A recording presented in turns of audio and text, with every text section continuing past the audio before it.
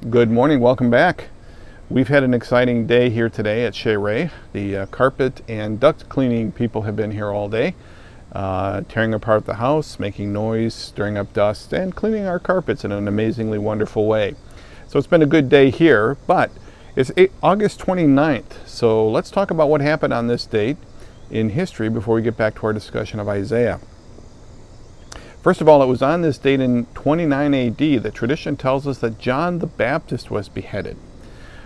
John the Baptist, the great forerunner of Jesus. Now, how they know that it was August 29th, I don't know, but that's just telling you.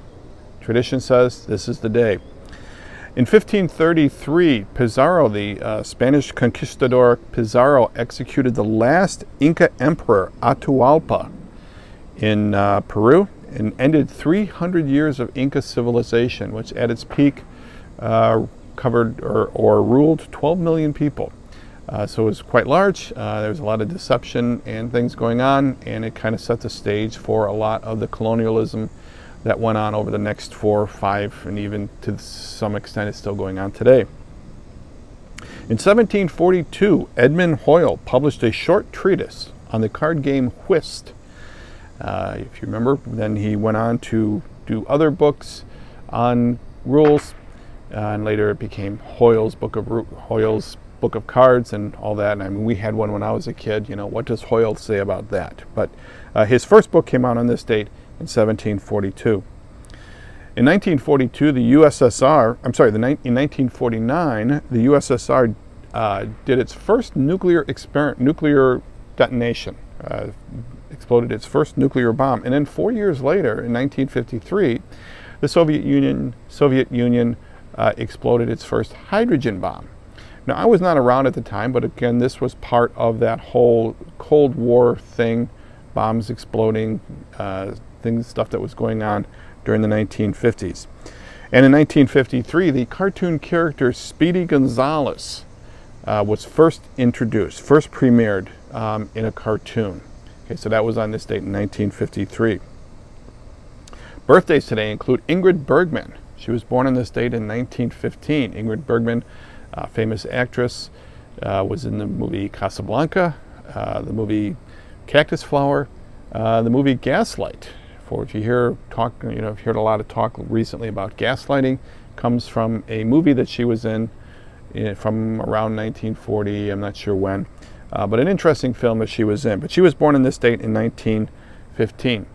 John McClane, born on this date in, John McClane is the guy from Die Hard. John McCain, the senator and presidential candidate, was born on this date in 1936. And in 1958, Michael Jackson was born in Gary, Indiana, not too far away from here, but born on this date in 1958. Now, the people who died on this date, in 1769, Edmund Hoyle died. That is the same day that his first book was published. Some 20 years later, he died. And finally, it was on this date in 1982 that Ingrid Bergman died. She died on her 67th birthday. So I think in honor of this, we should all go out and watch an Ingrid Bergman movie tonight. Let's get back to talking about Isaiah. Today we're going to talk about the Isaiah 36, 37, and 38, I think it is.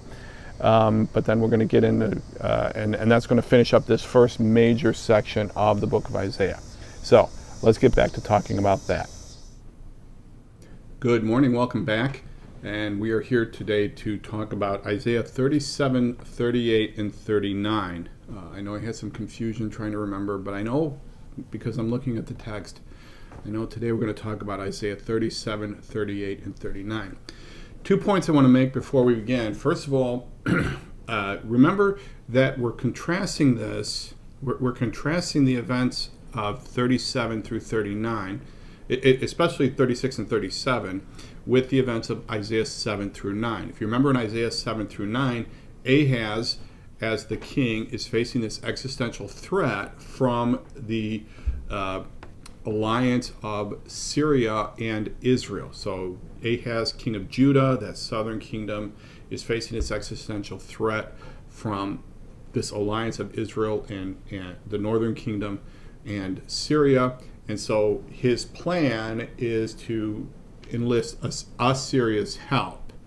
Okay, and then Isaiah goes out to meet him and says, "Listen, you don't need to do this. The Lord is going to help you. Let me prove it to you. Let me ask for a sign."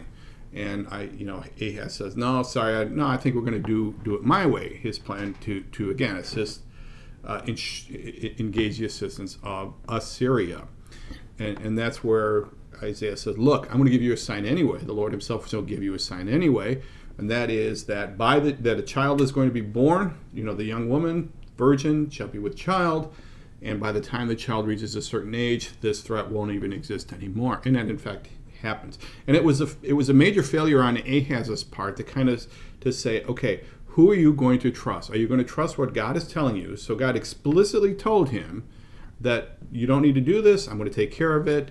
And Ahaz decided to go his own way anyway. Okay, and so it was this explicit question of trust. Are you going to trust the nations, or are you going to trust God? Okay, so now from chapter 9 through till chapter 30, all the way up until chapter 35, we see this series of oracles and judgments and pronouncements of this future disaster that's going to come, that the Lord is going to bring about. And now as we get to 36, 37, 38, and 39, we see this historic culmination of that. Okay, so that's the whole first thing that we want to keep in mind. Okay, the second thing is just kind of remember what happened when we discussed chapter 36 last week. Now you've got the Assyrian army that is either in sight or very close or en route to Jerusalem. Okay, that they're going to get in. They don't actually get to Jerusalem. How far they are from Jerusalem, we don't know. But they're close enough that they're clearly a threat to the existence of Judah. And Hezekiah sends his people out, these three guys. What were their names again? I forget. Eliakim, Shebna, and Joah, who we first met in Isaiah 22, as you may recall. So he sends these three guys out as representatives, and they talk to the Rabshakeh, or the field commander, as the NIV puts it. This individual who is chosen both for his ability to, he's some sort of a leader, and he knows the local language. And they meet in a very public place, and they have this discussion. And the Rabshakeh points out to them a couple of things in the course of this discussion. If you remember, what good is Egypt, which is exactly what Isaiah had been saying all along. What good is this alliance with Egypt that you're plotting, that the Lord isn't going to save Israel? In fact, the Lord sent Assyria, and as a result, they wanted to change the language. Remember that?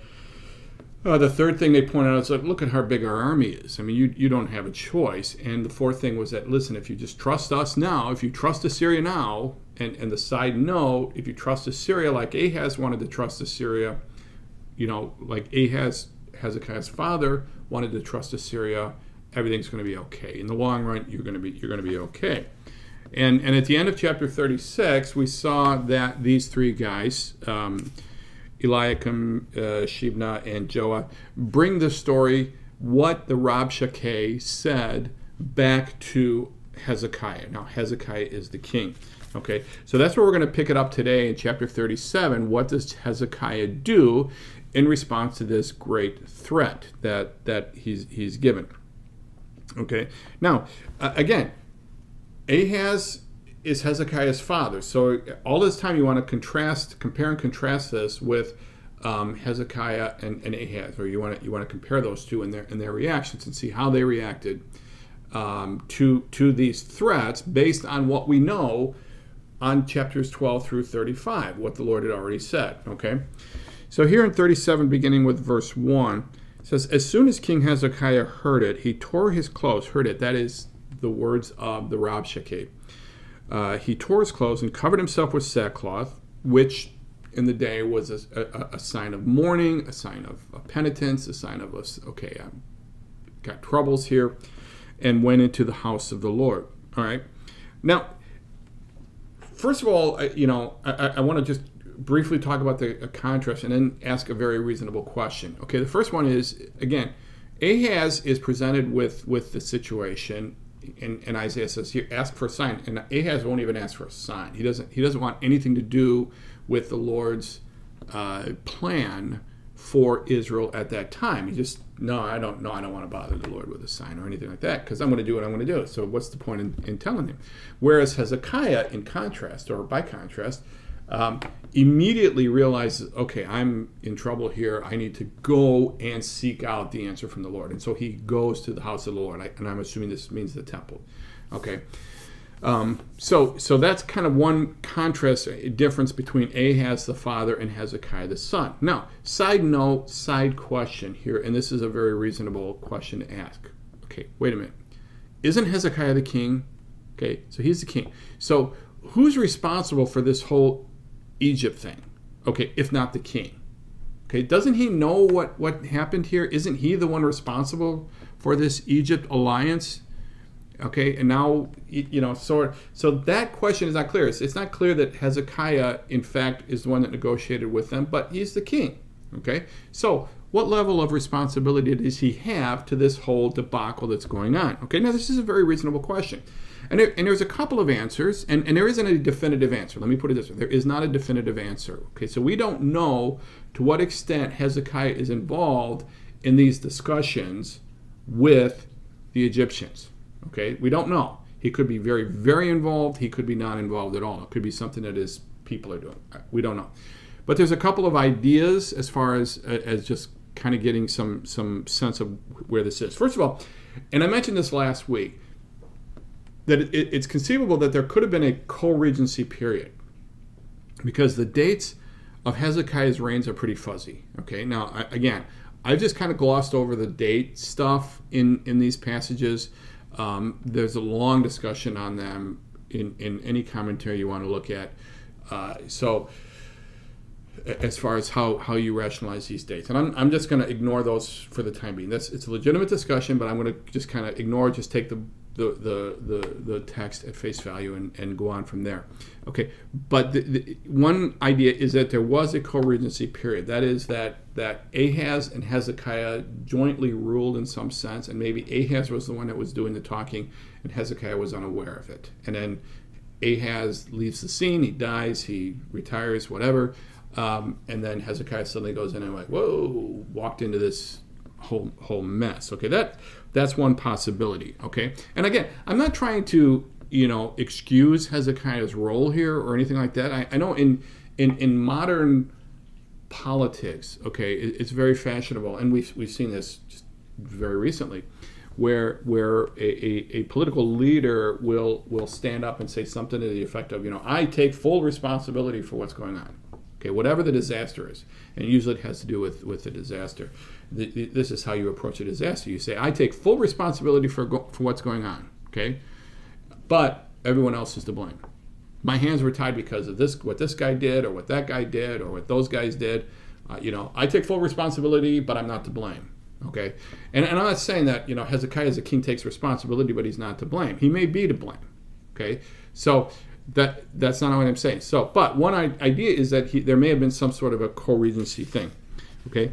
Another idea, and I like this one perhaps, is that he was responsible. Maybe he was thinking this plan out. Maybe he was part of the discussions. Maybe he did think that Egypt, because again, I mean, there is this weird. I guess weird isn't the right word. There is this sort of tension. It's like, at what point do you stop plotting and just let the Lord deal with it? And certainly, if you're a king of Israel, that's a little more difficult, as opposed to people in our regular life. Okay, so again, and it could be that, and I like this, that Hezekiah was fully aware of what was going on, and then he just gets to the point where he realizes, hey, wait a minute, I'm going down the wrong path.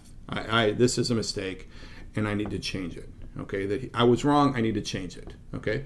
And perhaps that's one of the things that makes Hezekiah a great king. So maybe he was involved in this, and I like to think he was. He knew what was going on with Egypt, but then all of a sudden when he was faced with it, he realized, kind of, a la Star Wars, I've got a bad feeling about this, okay? That he realized this is just not going to work, and he went to change it, okay? But he goes, and he goes to the temple, okay? He goes to the house of the Lord, okay? And we'll see what he does there a little bit later. But the second thing he does here, beginning in verse 2, we see that he sends a request. And in fact, in 37, in chapter 37, what you see are two requests and two responses from the Lord. I think, yeah, two requests and two responses. And so here you see the first request. Okay, and this is a request sent to Isaiah through these three representatives, okay, Eliakim, Shebna, and Joah. Okay, verse 2, chapter 37, beginning with verse 2. And he sent Eliakim, who was over the household, and Shebna the secretary, and the senior priest, covered with sackcloth. Okay, so there's a fourth group, the senior priest, to the prophet Isaiah, the son of Amos. Okay, side note here, this, again, they're just making clear, that this is Isaiah's involved here, okay? They said to him, thus says Hezekiah, this day is a day of distress, of rebuke, and of disgrace. Children have come to the point of birth, and there is no strength to bring them forth. It may be that the Lord your God will hear the words of the Rabshakeh, whom his master the king of Assyria has sent to mock the living God, and will rebuke the words that the Lord your God has heard. Therefore lift up your prayer for the remnant that is left. Okay? Interesting image. He looks at it like he gives this childbirth image. And it's interesting throughout the Bible, really, how often childbirth is used as a metaphor or as a symbol for something that's going on. And so here you've got a situation where, they're saying it's like a woman is trying to give birth to a child, and for whatever reason, okay, breech child or just complications, whatever, the mother is to the point of delivering the child, but has just exhausted, just for whatever reason cannot do that final moment. Okay, and this is a critical situation, and for those of us who have been there, and again, I am not at all trying to say I understand this situation from the mother's point of view. I understand from the father's, having been there twice, but this is a critical situation, because if that final push doesn't, and if the child isn't born, then the child is going to die. Okay, the child is going to die, and very often the mother will die as well. Okay, just because of the exertion or whatever. And this was far more common back in that day than it is today. Hence, you had so many mothers dying in childbirth, and children miscarriages, miscarrying and all stillborn and all that kind of thing.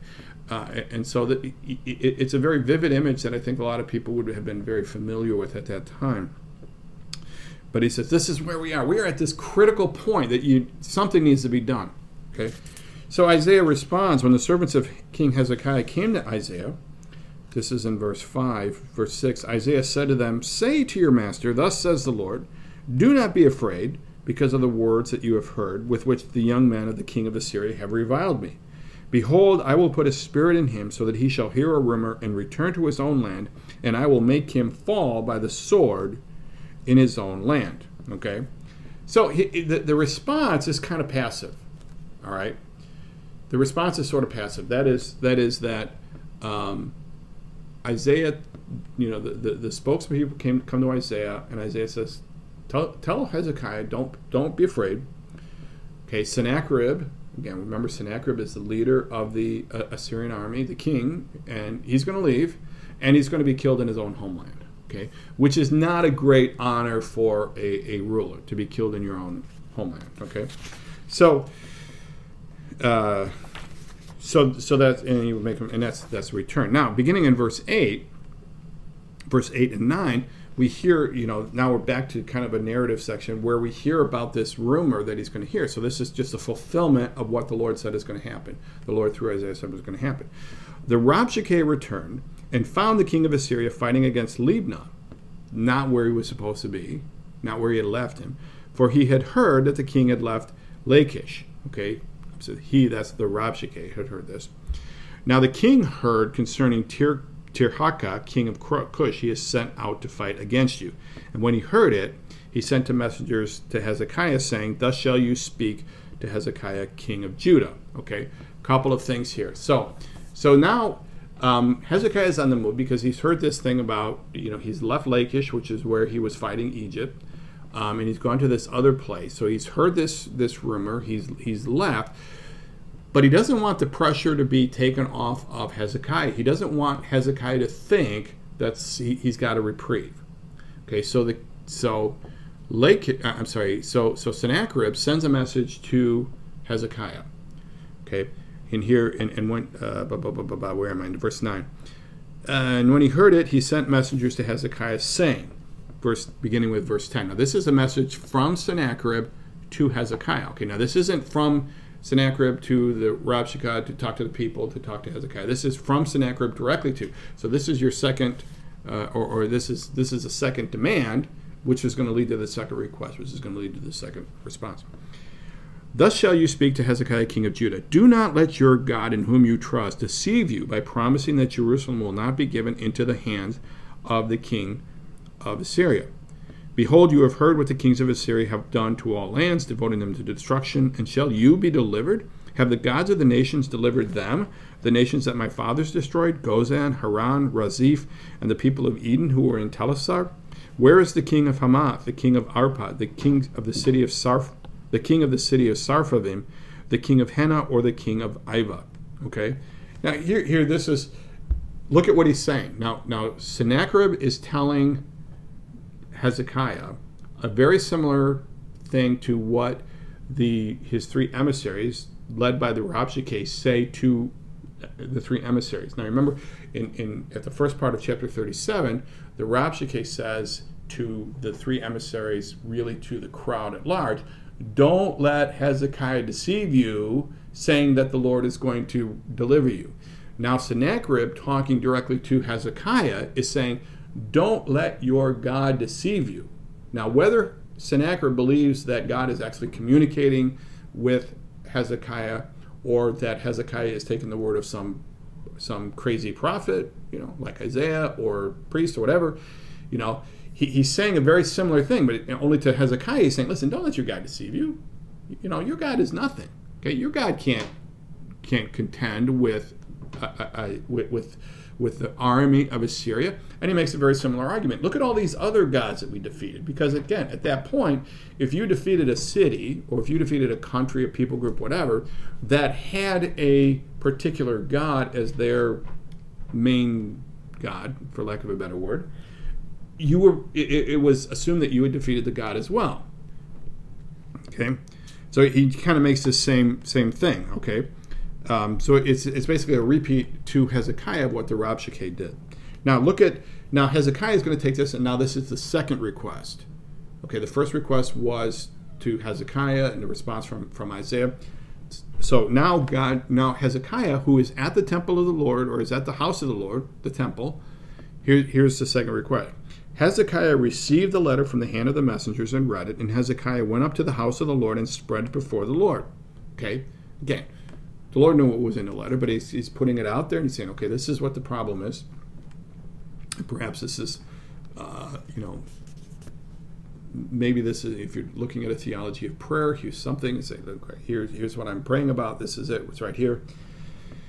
And Hezekiah prayed to the Lord, O Lord of hosts, God of Israel, enthroned above the cherubim, you are the God, you alone of all the kingdoms of the earth. You have made heaven and earth. Incline your ear, O Lord, and hear. Open your eyes, O Lord, and see, and hear all the words of Sennacherib, which he has sent to mock the living God. So Hezekiah's concern, and this is going to play out through the rest of it, is not, in his prayer, is not so much that, hey, we're going to be destroyed. It's just, hey, he's not making you look good, God. These words mock you.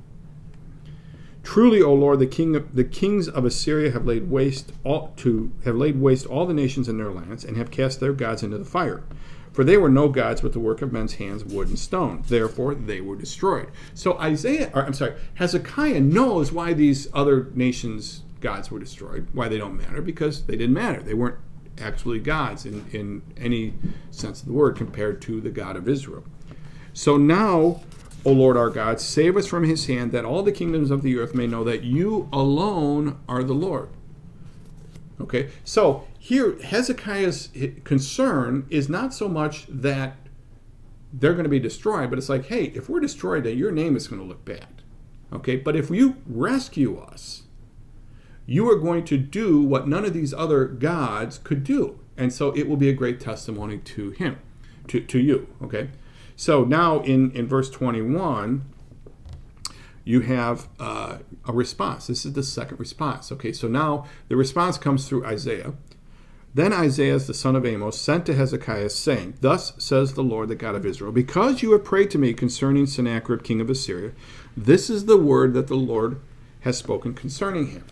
Okay, so again, compared to Ahaz. Ahaz wouldn't even ask for a sign from Isaiah, even if it was handed to him on a silver platter. Hezekiah is going himself to the house of the Lord and praying, saying, what am I going to do about this? And Isaiah comes back with the message and says, listen, because you did that, here's what's going to happen to Sennacherib. So now it's Isaiah talking to Hezekiah about what's going to happen to Sennacherib.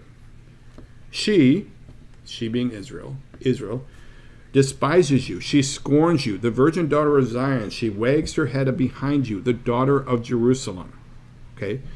Now, I think what's being pointed here is Sennacherib sees Jerusalem and Judah as just another small country, and that the God that Hezekiah is at best a tribal warlord. Okay. Now, again, I didn't mention it earlier, but Sennacherib does deign to give in his letter to Sennacherib, in his letter to Hezekiah, mention him being the king, but still. It's nothing, and I think the Lord is saying here, Sennacherib, this weak vessel that you think is going to sneer at you, is mocks you, doesn't really think you're, it's going to have the last laugh, so to speak. And in verse 23, whom have you mocked and reviled? Against whom have you raised your voice and lifted your eyes to the heights? Against the Holy One of Israel. So Sennacherib thinks he's mocking Israel, that Judah, that he's mocking the people of Judah, but he's saying, listen, you're really, when you mock my people, you mock me. Interesting note, if you go back to Matthew 25, where Jesus is talking and separating the sheep and the goats, and he says, these guys go into heaven and say, well, when did we see you hungry? When did we see you thirsty? It's like, whenever you did this to the least of these, you did it to me. And it's the same principle. Isaiah is saying to, this message to Sennacherib, it's like, hey, when you did this to Israel, when you did this to the nation of Judah, you were doing it to me, and I'm going to take that personally. By your servants, the Rabshakeh, you have mocked the Lord, and you have said, with many chariots I have gone up to the heights of the mountains, to the far recesses of Lebanon, to cut down its tallest cedars, its choicest cypresses, to come to its remotest heights, its most fruitful forest. I dug wells and drank waters to dry up with the sole of my foot all the streams of Egypt. Okay, so this is, the Lord is repeating, this is what you said. And his response in 26 is, have not you heard that I determined it long ago? I planned from days of old what now I bring to pass, that you should make fortified cities crash into heaps of ruin. Okay, so here the Lord is saying to Sennacherib, hey, you've forgotten that I'm the one that set you up so that you could do this in the first place. Okay, have not you heard that I determined it long ago? Again, this is going back to the verse we've mentioned several times in Isaiah 14, where he says, surely as I have planned, so it will be, and as I have purchased, so it will happen. Okay, while their inhabitants shorn of strength are dismayed and confounded, and have become like plants of the field and like tender grass, like grass on the housetops, blighted before it is grown. I know, and now the Lord is again, getting the message to Sennacherib. Now, whether this actually got to Sennacherib or not, but this I think is one of those kind of discussions where the Lord is telling, through Isaiah, is telling Hezekiah something about Sennacherib, but it also applies to Hezekiah. Okay. I know you're sitting down and you're going out and you're coming in and you're raging against me, because you have raged against me and your complacency has come into my ears. So it's like, hey, and it's a reasonable extension to say, wow, if the Lord knows that about Sennacherib, he knows that about me as well. Okay, about Hezekiah, about the nation of Israel, about you and me here in 2021. But because you have done this, I will put my hook in your nose and my bit in your mouth, and I will turn your back on the way by which you came. Okay, basically he says, I'm going to break you like you break a horse. I'm just going to, you think you're a wild man, but I am going to break you like you break a horse. And at some point, you're just going to be completely under my control. You're not even going to realize this. Okay. In verse 30, now he's talking to Hezekiah. And this shall be a sign for you. This is an interesting phrase, kind of very similar to in Isaiah 7 when the Lord is, Isaiah is talking to Ahaz. He said, well, let's ask for a sign. I don't need a sign. Well, I'm going to give you a sign anyway, and here's the sign. So here he's going to give you a sign. And the sign is basically that everything agriculturally at least is going to return to normal. Now, maybe at this point, everybody is kind of in a siege mode. So it's like, okay, what's going to happen? But he says, this year you shall eat what grows of itself, and in the second year what springs from that. Then in the third year sow and reap and plant vineyards and eat their fruit. And the surviving remnant of the house of Judah shall again take root downward and bear fruit upward. Okay. Now this could be talking about, this could be a physical, that they're going to set down roots and we're going to plant and eat, or it could be a spiritual thing, either one. Okay, so and I think there's a both. I think it's a both and, that both of these are going to happen. For out of Jerusalem shall go a remnant, and out of Mount Zion a band of survivors. The zeal of the house of the Lord shall do this. Now, this is not the first time we've heard this phrase, the zeal of the house of the Lord will do it. We heard it again in Isaiah 9, verse 7, where we talk about wonderful counselor, there'll be a king, wonderful counselor, mighty God, the everlasting Father, Prince of Peace. Why the zeal of the Lord of hosts will do this. Okay, that now you got, the Lord is like chomping at the bit, not to overuse the horse analogy, chomping at the bit to do this. Therefore, thus says the Lord concerning the king of Assyria, he shall not come into the city or shoot an arrow there, or come before it with a shield, or cast up a siege mound against it. By the way that he came, by the same he shall return, and he shall not come into the city, declares the Lord. For I will defend this city to save it, for my own sake, and for the sake of my servant David. Okay, so don't worry, Hezekiah. Sennacherib isn't going to come anywhere near this. Okay. He's not going to come anywhere near this particular thing. Now, in verse 36 and 38, 36 through 38, 36 and 37, we have the what happens. Okay. Now, this is repeated again, I told you last week that this section is also in 2 Kings 16 through 20, somewhere in there. So there's similar passages in telling very similar stories. And the angel of the Lord went out and struck down 185,000 in the camp of the Assyrians. And when people arose early in the morning, behold, they were all dead bodies. Then Sennacherib, king of Assyria, departed and returned home and lived at Nineveh. Okay, so what happened? So overnight, the angel of the Lord came in and killed 185,000 Assyrians. Okay, in a very similar way that the angel of the Lord had come during the Passover in Exodus. Okay, same kind of idea. And of course, when you have a large army and you lose 185,000 people, that was a large percentage, and they realized, ooh, we might have bitten off more than we can chew, and so Sennacherib leaves. Sennacherib and his army leaves. Okay? And then verse 38, and as he was worshiping in the house of Nersek his god, Adrammelech and Sharezer his son struck him down with the sword. So here, Sennacherib goes to his kingdom, and he's in his house of the Lord, and that's where he's actually killed. So Sennacherib goes back to his house of the Lord, and that's where he's killed. Okay, so and after they escaped in the land of Arad, Eshkon his son reigned in his place. Now this is actually several years later. Okay, it doesn't follow right on. Sennacherib lives for a while, but ultimately he's killed by his people in his house, fulfilling the prophecy that the Lord had said that he was going to be killed in his own homeland.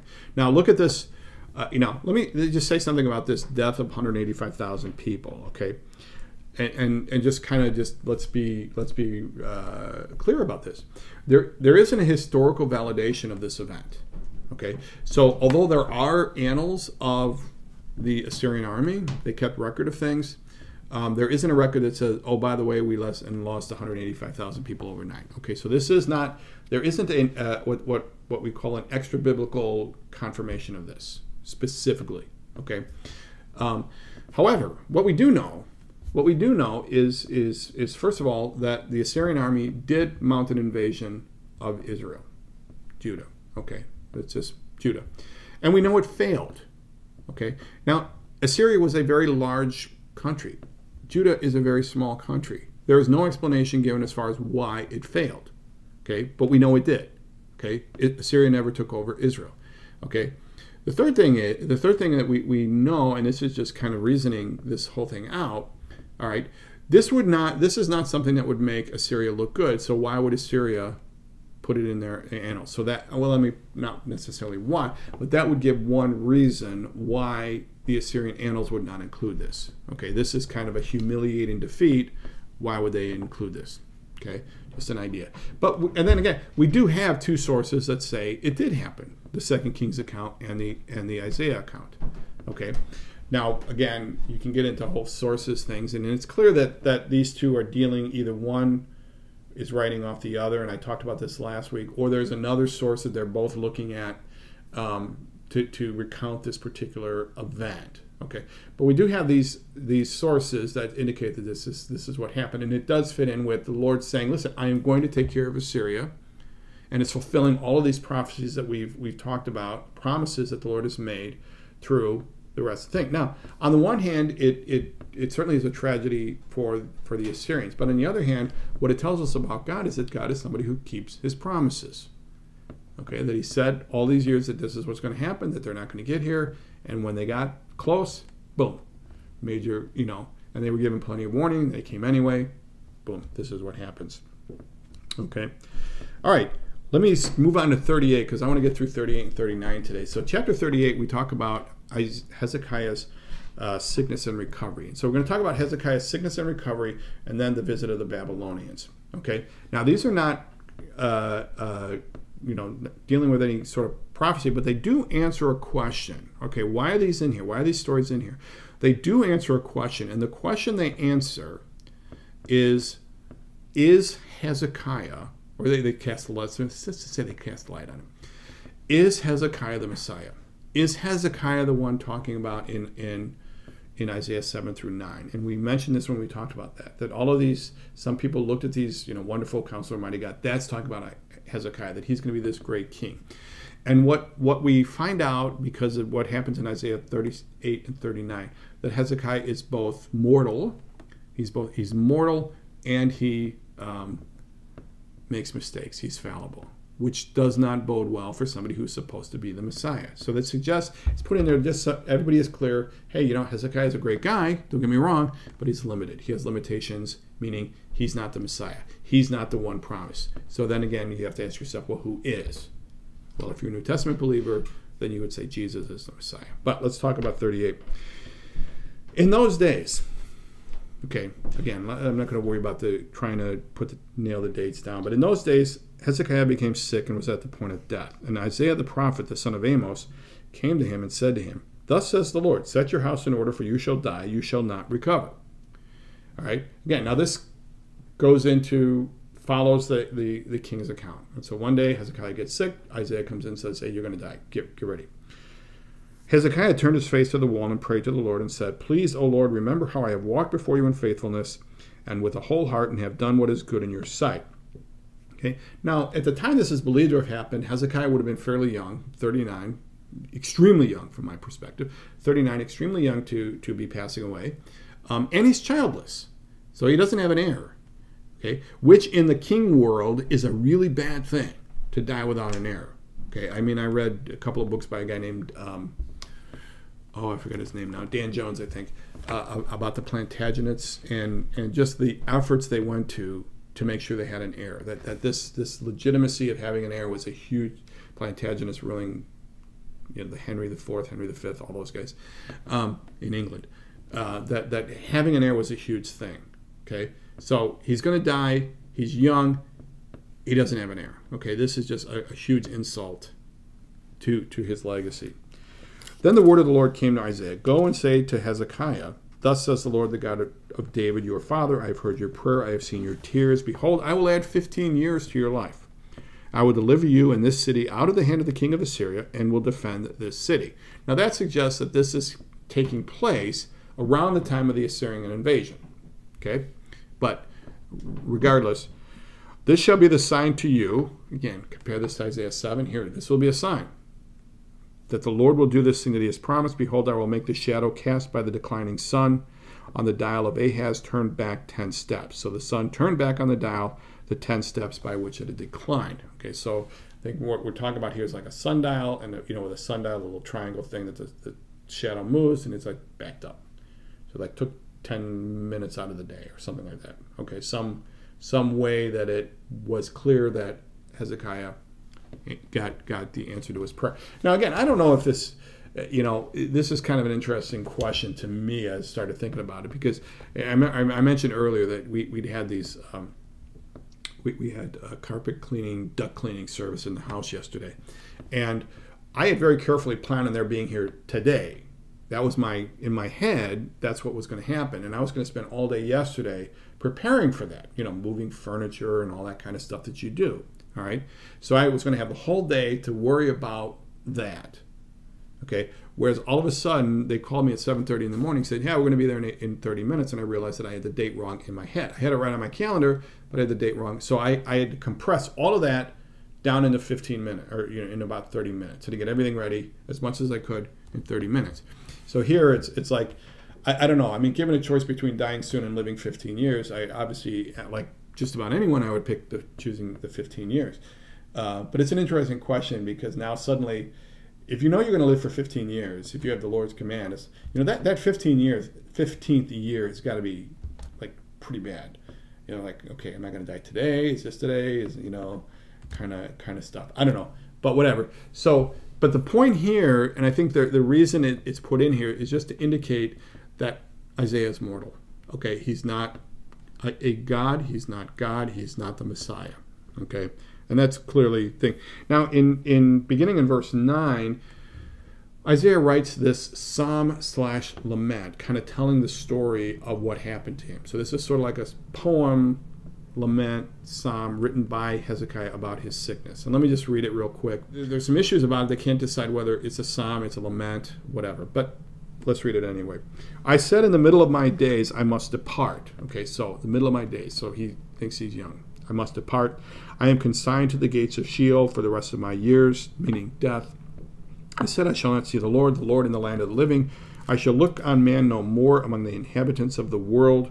My dwelling is plucked up and removed from me like a shepherd's tent. Like a weaver, I have rolled up my life. He cuts me off from the loom. From day to night, you bring me to an end. I calmed myself until morning. Like a lion, he breaks all my bones. From day to night, you bring me to an end. Like a swallow or camel, I chirp, I moan like a dove. My eyes are weary with looking upward. O Lord, I am oppressed. Be my pledge of safety. Now here he's gotten this. This is the point where he's gotten this notice that he's going to die. What shall I say? For he has spoken to me, and he himself has done it. I walk slowly all my years because of the bitterness of my soul. Okay, this last phrase is kind of questionable. Again, there's not a lot of parallel things that we can look at and say, oh, this is what he means. The NIV says, I will walk humbly all my years because of the anguish of my soul. It's like, he's sorry about what he has not accomplished, or we don't really know. But then in verse 16, we have the turn. O Lord, by these things men live, and in all these is the life of my spirit. O restore to me health and make me live. Okay, so this is his prayer for restoration. Behold, it was for my welfare that I had great bitterness. The NIV suffered with anguish. But in love you have delivered my life from the pit of destruction. For you have cast all my sins behind your back. Okay, now here he's been, he's gotten the reprieve. He's gotten this 15-year reprieve. For Sheol does not thank you. Death does not praise you. Those who go down to the pit do not hope for your faithfulness. Okay, so again, death isn't happy about this because they've lost me for at least 15 years. The living, he thanks you, as I do this day. The Father makes known to the children your faithfulness. The Lord will save me. I'm sorry, let's go back to verse 18. Sheol does not thank you, death does not praise you. Those who go down to the pit do not hope for your faithfulness. This is kind of an interesting verse. And I think if you were going to do a theology of eternal punishment, you would want to look to this verse. Okay, like if you're a universalist, meaning that everybody at some point will be brought into the kingdom. You might look at this verse and go, I don't know. That verse kind of doesn't suggest that that's going to happen. Verse 20, the Lord will save me, and we will play my music on stringed instruments all the days of our lives at the house of the Lord. Okay, and so again, he's thankful that he's gotten this. Now, verses 21 and 22 are really oddly placed. Okay, now it appears, and several scholars agree with this, Oswalt and Delitzsch and a couple of others, suggest that that's in the editing process, and I've made it clear that there's certainly an editing process that takes place after the writing, that somebody looked at the king's account and somebody looked at the Isaiah account and said, this little point is missing. Now Isaiah had said, so this is something in the past, let them take a cake of figs and apply it to the boil that he may recover. Hezekiah also had said, what is the sign that I shall go up to the house of the Lord? Okay, so again, remember, he'd already said in the Isaiah account, here's what the sign is going to be. And now, 20 verses later, here's Isaiah's asking for had asked for a sign. Okay, so it seems that it was kind of stuck at the end by somebody, but it kind of brings in some of the details from the Hezekiah, or from the king's account of what happened here. Okay, but again, the point is Hezekiah is mortal. Okay, he's not the Messiah. Okay. Lastly, let's talk about chapter 39, the envoys from Babylon. Okay.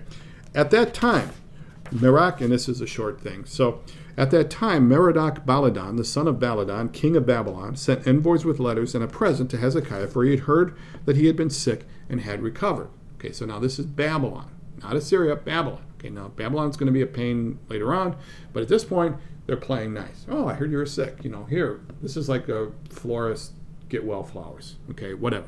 He sends them to him and says, you're sick. And Hezekiah welcomed them gladly. All right. So let me just read this whole story, and then we'll kind of talk about it real quick. And Hezekiah welcomed them gladly, and he showed them his treasure house, the silver, the gold, the spices, the precious oil, his whole armory, all that was found in his storehouses. There was nothing in his house or in all his realm that Hezekiah did not show them. Then Isaiah the prophet came to King Hezekiah and said to him, what did these men say, and from where did they come to you? Hezekiah said, they have come to me from a far country, from Babylon. He said, what have they seen in your house? Hezekiah answered, they have seen all that is in my house. There is nothing in my storehouses that I did not show them. Then Isaiah said to Hezekiah, hear the word of our Lord of hosts. Behold, the days are coming when all that is in your house, and that which your fathers have stored up till this day, shall be carried to Babylon. Nothing shall be left, says the Lord. And some of your own sons, who will come from you, whom you will father, shall be taken away, and they shall be eunuchs in the palace of the king of Babylon. Then Hezekiah said to Isaiah, the word of the Lord that you have spoken is good, for he thought there will be peace and security in my days. Okay, so here let's talk about this. So these guys come with this message and present from the king of Babylon, and in response to this show of support, I guess, Hezekiah shows up. Hey, let me show you all that I got. So Hezekiah shows them around. Here, look at all my wealth. Look at all my gold. Look at all of this. Look at all this. Look at everything I got. Okay, I'm going to show you everything I've got. Okay, now, why is he doing this? Okay, you could argue, on the one hand, you could argue that Hezekiah is so confident in the Lord's protection that he doesn't care who knows what we've got, because he's figured that the Lord is going to be protected. The fact that Isaiah questions it kind of suggests that that's not really a good idea, even though that might be Hezekiah's motivation. It wasn't really a good idea, and Hezekiah and Isaiah says, listen, just so you know, at some point Babylon is going to take everything you show them. Okay, and we know from Daniel and others, and again, one idea, Daniel and Shadrach, Meshach, Abednego, or Hananiah, Mishael, and Azariah are royal family members. Okay, that Daniel could have been the next king of Judah or Israel. We don't know. I mean, that's one of speculation. It's kind of an interesting idea. Okay, but here's the thing. It's like he just shows them everything, and Isaiah's response here is that, listen, you just need to realize that even though the Lord has rescued you from Assyria, like he promised he was going to do all along, just like the Lord healed you, it's just a reprieve. Okay, it's just a reprieve. It's a temporary thing. Okay, that in the future, after Manasseh and all the other kings, of course Joash is a great king, but moving on, Josiah, I'm sorry, a great king, but ultimately Babylon's going to take all of this kind of stuff, okay? And this is not a great idea. It doesn't show a lot of wisdom on the part of Hezekiah. And then his final response really throws a question on his judgment at this point in his life. Hezekiah said to Isaiah, "The word of the Lord that you have spoken is good." Okay, well, that's kind of a given. Of course, it's going to be good. For there will be peace and security in my day. Okay, a contemporary saying is that at least this isn't going to happen in my lifetime. Okay, at least this isn't going to happen in my lifetime. So, is this a positive thing or negative thing? You know, at least I postponed it for a while, or is it? I think it's generally looked on to be a negative thing that Isaiah or that Hezekiah is looking at this and thinking, well, phew, at least I don't have to deal with it. Okay, not exactly the kind of leadership you want to see, from somebody who may or may not be the Messiah. Again, I mean, this is like when I worked, with Ford, something that we used to say, not my circus, not my monkeys. People would ask, what about this? What about this? And he's like, not my circus, not my monkeys, kind of thing. And that's kind of what Hezekiah is saying here. Okay, so let me summarize this. And I know I've gone a little long today, and I appreciate those of you who have stuck with me. But so again, Isaiah 1 through 39 is like the first big block of Isaiah, and then 40 through 66 is the second. And we'll talk about that difference. And then we're going to make a major shift in tone, starting with chapter 40, moving on. And we'll talk more about that, or that second Isaiah part, okay? But keep in mind what has happened through the first part. Israel is in bad shape. Isaiah is called. Ahaz is tested. He fails. The Lord repeats over and over and over again, who are you going to trust? Hezekiah is tested. He passes the test, but personally he has some flaws which suggest that he's not the Messiah. But we know that trusting the nations leads to failure. Trusting God leads to success. Okay? So next week we're going to begin on chapter 40. Again, chapter 40 is one of those chapters that is like Isaiah's greatest hits. It's one of the most quoted. Isaiah 53 is probably the most quoted, then maybe 55, and then 40. So it is a very popular, and I don't know if we'll get much further than Isaiah 40 next time, but I look forward to that. And if you have any questions or anything, let me know. Thank you very much, and I'll talk to you later.